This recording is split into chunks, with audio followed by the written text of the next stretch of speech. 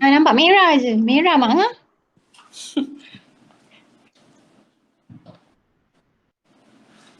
Okey.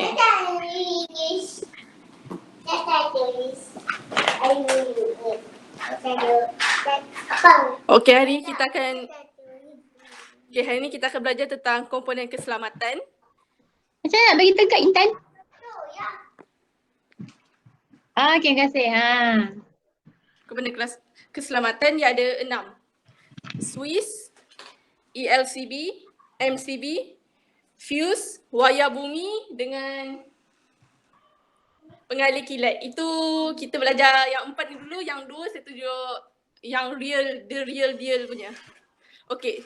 Swiss menyambung atau memutuskan bekalan elektrik bila perlu dan juga mengawal bekalan elektrik secara manual. It means kita sendiri yang boleh nak buka tutup benda tu. Dan kita akan menyambungkan atau memutuskan bila perlu. Oh, Swiss. ELCB pula bermaksud Earth Leak Circuit Breaker, menyambung atau memutuskan bekalan elektrik apabila berlaku kebocoran arus. Okey. MCB pula maksudnya Miniature Circuit Breaker, maksudnya menyambung atau memutuskan bekalan elektrik apabila berlaku litar pintas atau beban lampau elektrik. Macam cikgu cakap tadi, terlalu banyak beban alatan elektrik pada satu soket. Okey. Fuse pula seuntas wayar yang halus dan pendek, melebur apabila arus yang mengalir melaluinya nilai arusnya lebih besar dan memutuskan bekalan elektrik. Okey, kejap saya off kamera jap. Boleh.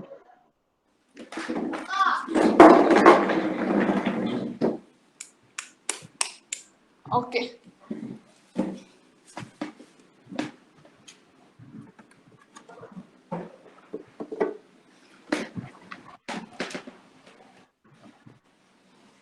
Okey, ini kita punya kotak Swiss utama dekat rumah. Okey. Ini yang kita panggil Swiss utama. Kita akan memutuskan atau menyambungkan bekalan elektrik bila perlu. Inilah Swiss yang ayah kita akan cakap suruh tendang bila rumah breakout. Ini pula ELCB. Okey, ni pula ELCB yang banyak yang kita nampak ni semua MCB. Kalau korang tengok, ni nilai ampere-nya 63 sebab ni keseluruhan rumah. Ni pun sama 63 ampere. Ini pula diasingkan 10 ampere, 3 ni, 20. Ni berapa ni? Ni pun sama 20 dan 32. Fungsi 10 ampere ni untuk lampu. 20 ni untuk soket. Soket yang kita pakai untuk sambungkan Astro, TV, peti ais. Untuk yang paling besar ni 32 untuk peralatan elektrik yang paling banyak kita gunakan lagi elektrik sebagai contoh pehawa dingin dan juga heater. Okey.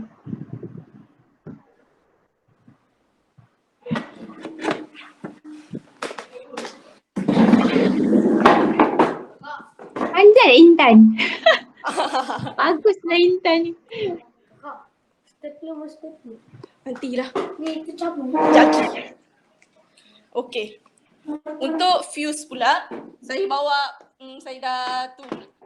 Untuk fuse pula, kita ada 2 fuse.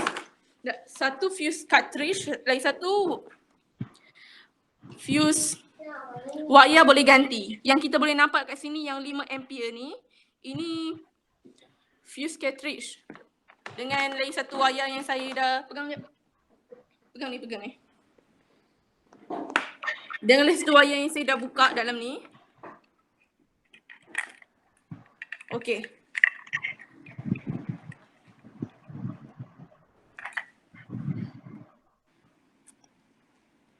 Yang ni adalah fuse dan juga fuse. Ni pun sama, fuse cartridge.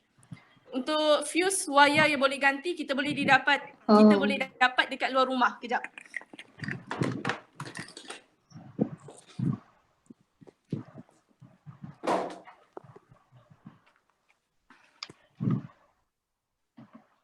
Okey, nampak kita punya meter kat rumah Okey.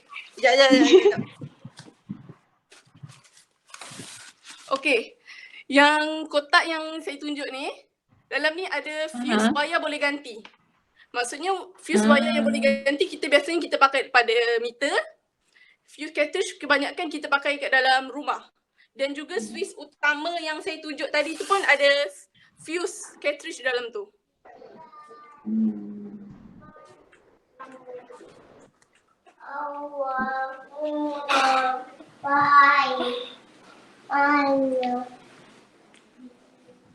Okey, lepas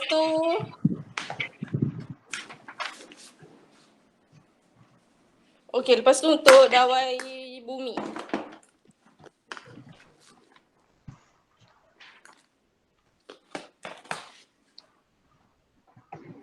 Okey. Dawai bumi ni pula dia ada dalam setiap peralatan elektrik. Tugas dia adalah untuk mencegah kerosakan pada barang elektrik dan juga pengguna dia sekali. Apa yang kita boleh nampak ini, dua ni adalah wayar hidup dan juga wayar neutral. Yang ni pula adalah wayar bumi. Bila dawai bumi ni tak ada,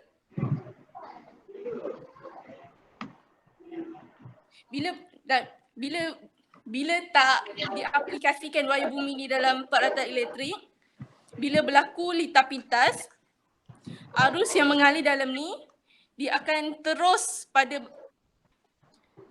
mengalir pada badan pneumatik ni. Sebab badan pneumatik kan dibuat daripada logam.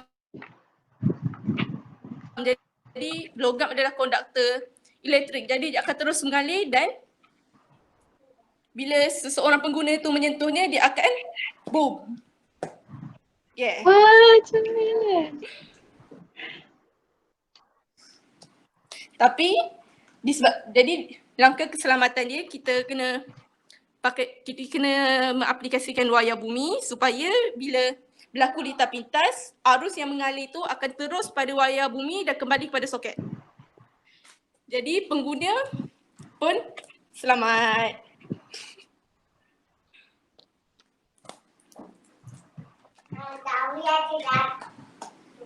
Okey, selepas itu kita beralih kepada pengalih kilat. Pengalih kilat ni pula kita boleh kita boleh jumpa dia dekat rumah ataupun dekat bangunan yang tinggi. Okey. Kita ada 3 bahagian dalam pengalih kilat. Kita ada pengalih kilat, jala kuprum, rod bumi. Bila hujan dia tiba-tiba boom macam tu, petik kilat memancar, pengalih kilat akan tertarik pada pengalih kilat. Selepas itu, arus yang kilat bawa ni akan mengalir ke jarum kuprum dan terus ke rod bumi. Jadi kilat yang memancar tadi tak akan merosakkan rumah dan juga seisi rumah dalam ni.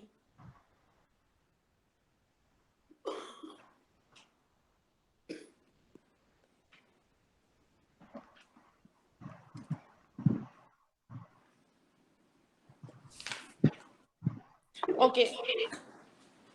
Lepas tu kalau korang perasan lah dekat soket.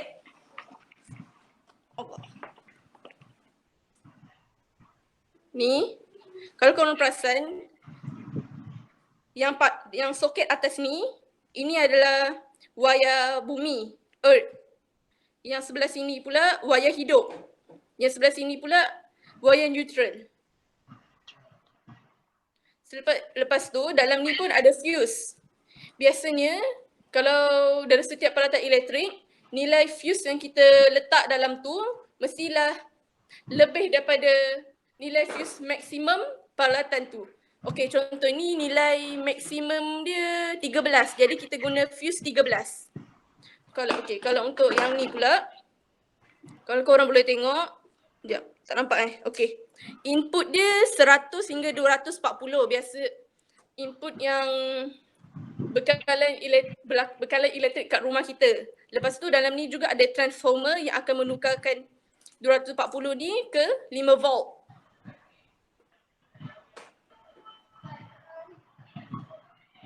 Okey.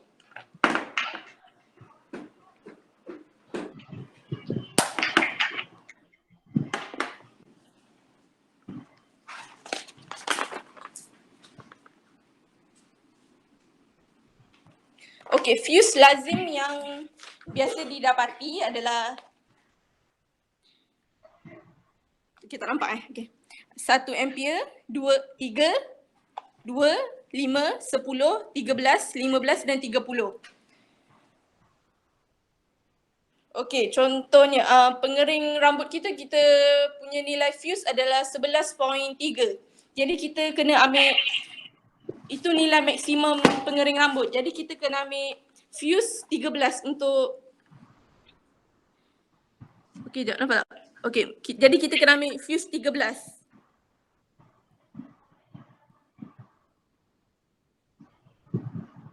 Dia cikgu saya stop.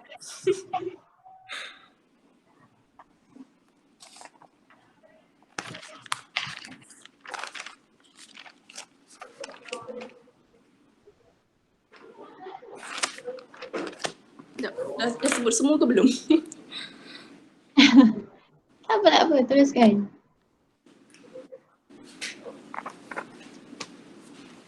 Okey, jap.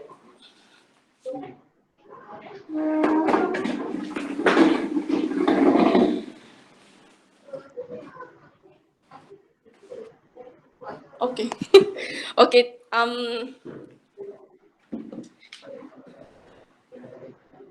okey ni saya nak terangkan macam mana elektrik tu boleh sampai kat rumah kita. Okey, bab kata ayah saya ni ayat saya baru belajar pagi tadi. Okey. Elektrik daripada tiang elektrik yang ada kat rumah kita tu dia akan terus kepada meter. Jadi kepada meter akan ke suis utama. Suis utama kemudian ke ELCB baru MCB. Okey, ini adalah ibu. Ibu segala ni. Kalau yang ni terpadam, satu rumah terpadam. Ini pula dia punya ayah. Ini pula anak-anak dia. Okey, jadi contoh. Kalau berlaku kerosakan pada satu lampu tu, lampu terbakar. Jadi dia akan kacau yang ni je. Jadi satu rumah tu tak akan terpadam. Hanya lampu yang terbakar tu je yang akan terpadam. Tapi kalau anda kata macam tiba-tiba kilat, lepas tu blackout, dia daripada meter tu jadi dia akan kacau ibu dia lah.